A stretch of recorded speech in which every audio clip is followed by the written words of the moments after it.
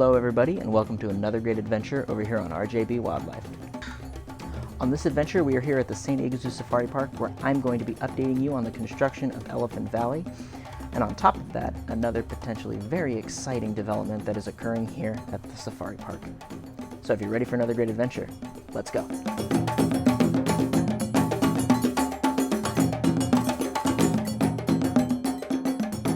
I want to start this update and adventure over here at the newest opened section here at the park, and that is going to be the Elephant Valley Roar and Snore pathway, which we covered on the World Lion Day video. This pathway opened up a couple weeks ago, and it is serving as an amazing addition here at the park. In fact, this area was a grassy knoll or grassy hill that kids would frolic around and people even do picnics on.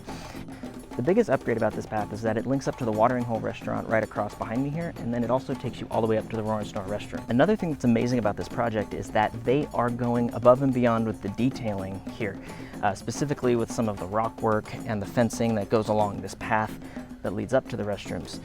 And I think this path is a major upgrade mainly because of where it goes and how it connects to the rest of the park, which is what the goal of this project is. It is meant to transform this entire center area that used to not be publicly traversable.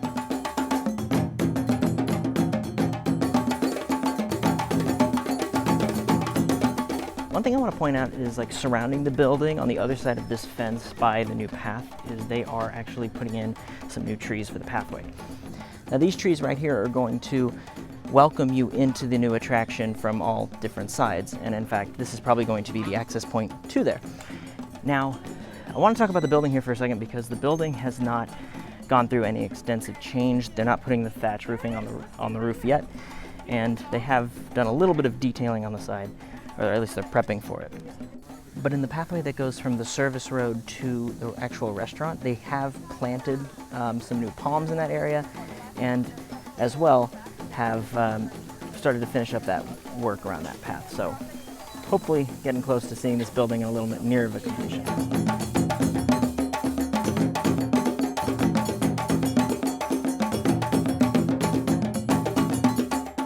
So we're now over here for the habitat portion of the update, and I first want to address the path here. They have started to build the bridge transition that will take you from the pathway right here all the way over to the restaurant, and it looks like they're kind of doing a safari bridge walk awning type of situation for the elephants as they traverse, because that is their hydraulic door that splits both the east habitat and the western habitat.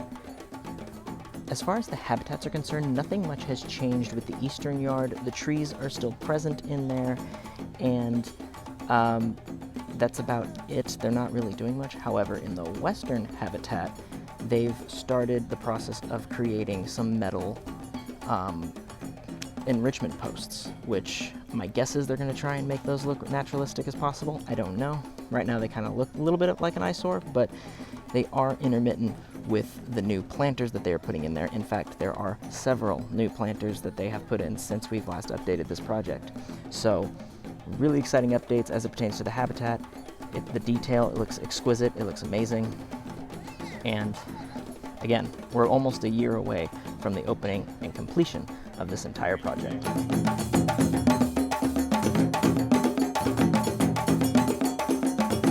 So we're here for the back portion of the Elephant Valley update, and some very exciting developments have been occurring over here. In fact, an unsolved mystery was just solved today. This area right behind me is a fence that is going to lead straight to the building that has the Safari Hub. However, this is also going to serve as the main entrance to the north end of Elephant Valley.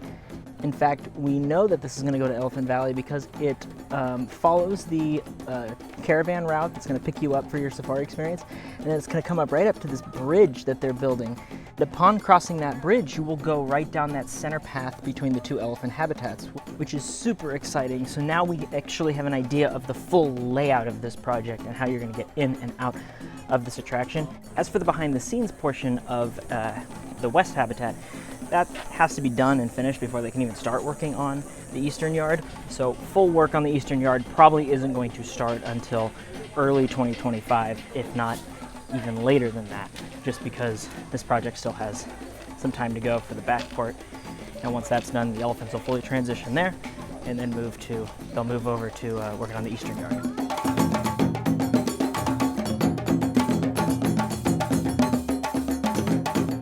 over here at Thorntree Terrace, which is going to be one of the restaurants over here at the safari park. Now, the reason we're over here is because this has kind of been an under-the-radar sort of project the safari park's been working on, and that is going to be the new Safari Hub, which I've brought up a couple times in these updates, but right now that's looking to be almost nearly completed.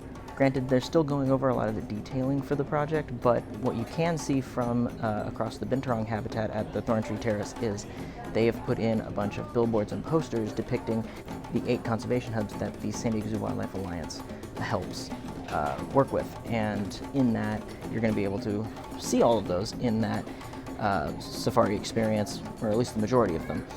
But really cool detailing, really cool experience. They've also done some similar straw hut work over on another structure on the side here. Overall, I think being able to put the cart safaris and the caravans in the same place is going to be a huge win for this park down the road.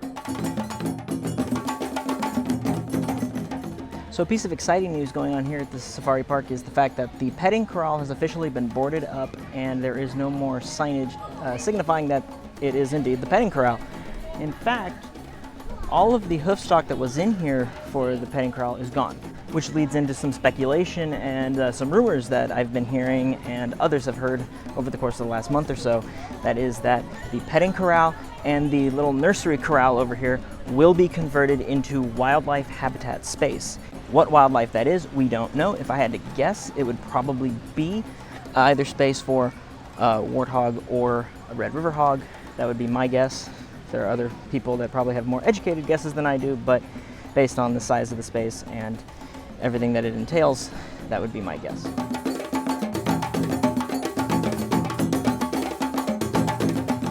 That's going to do it for today. If you had fun on this journey, please hit the like button, and if you would like to embark on future adventures, please consider subscribing and hitting that notification bell. And until next time, I hope to see you all again on the next adventure on RJB Wildlife.